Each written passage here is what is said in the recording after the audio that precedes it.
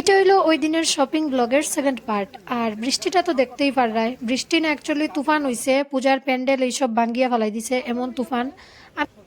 আমি আর মা ছিলাম দাদার দোকানে, বৃষ্টির লিগা প্রায় 1-1.5 ঘন্টা বইতে লাগছে আমরার।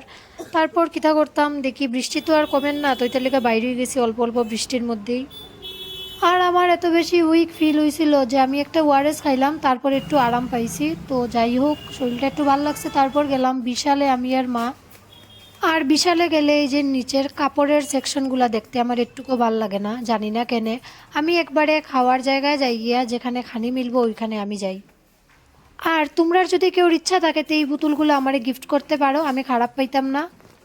আমি তো নিতে আসছিলাম, কিন্তু মায় কর এত সব জিনিস বাসায় নিবে কেমনে, তুই তার লেগে পড়ে আর আমি লইলাম না।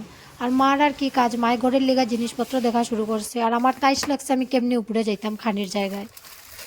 খানের সেকশনগুলো দেখতে আমার এত ভাল লাগে কেন আমি বুঝি না। তো যাই হোক, যা লইছি সব খানের জিনিসই লইছি, তারপর বিলিং করাইয়া আমরা বাইরে গেলাম।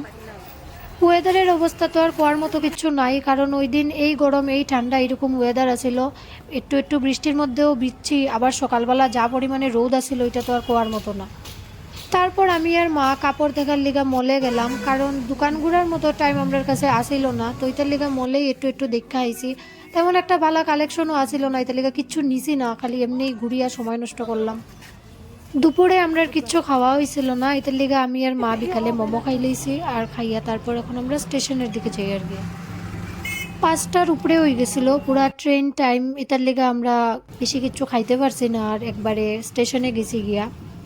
পূজার লেগা প্যান্ডেল বনের এটা দেখতে একটা আলাদাই ভাল লাগে, কিন্তু দশমীর পরে এই প্যান্ডেলের দিকে আর দেখাই যায় না, এত বেশি খারাপ লাগে। যাই হোক, আমরা ট্রেনে উঠে গেছি, তারপর আমরা আনিপুর আইয়া লামি গেছি, এখন প্রায় 7:30টার আগেই লামছি হইব।